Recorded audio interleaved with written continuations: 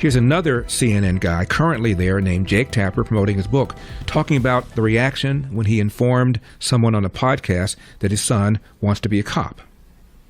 I went on a left-leaning podcast that shall remain nameless, and we were talking about my kids, because I think they were both people without kids.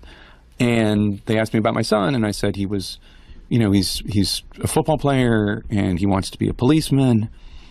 And their joke was about my 15-year-old son, oh, how does he feel about minorities? Like the idea that he wants to be a policeman, therefore he's racist, my son. And that was the big laugh, and then I got dragged in the comments and all that stuff. And I thought to myself, this is why you are losing elections. 100%. Like my football-playing son, who has no political views, he's 15, he thinks about World War II and gaming and playing linebacker. That's his world. You're deciding he's a racist because he wants to be a cop. And why does he want to be a cop? He wants to be a cop because he wants to help people, and he thinks that's the best way he can help people. And that's how the Democratic Party talks to men, not just white men, but men. And I get the idea that they thought Tim Walz could, what's the term he used? Code switch or something? He thought that he could translate the Democratic Party values because he hunts and fishes and owns a gun and was in the Army and drinks a beer. I mean, at least there was an attempt. But I find it just insane. The term Grapper was grasping for was code speak. That's what Walz said. Now, Tapper is having a semi-epiphany.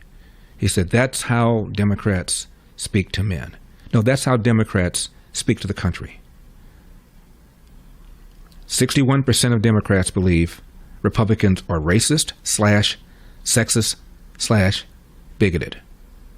How many Republicans feel that way about Democrats? 31%. And 85% of blacks, according to a poll before the elections, I'm sure it's changed somewhat, consider Donald Trump to be a racist. This is your side, Chris Cillizza.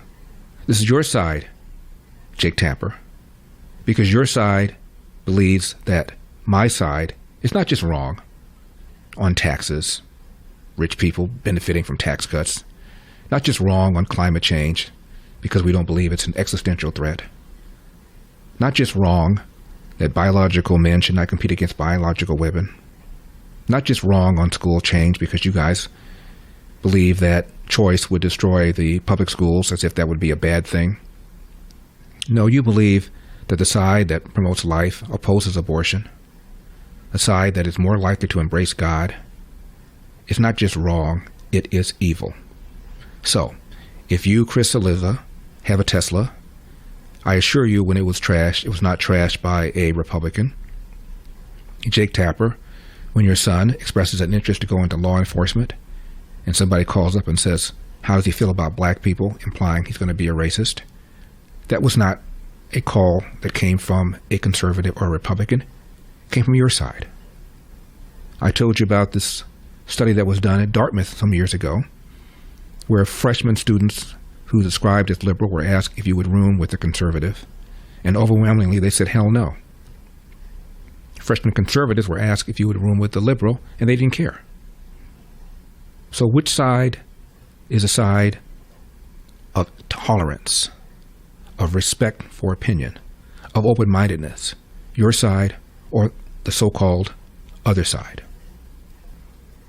For full shows, live and on demand, it's Salem News Channel.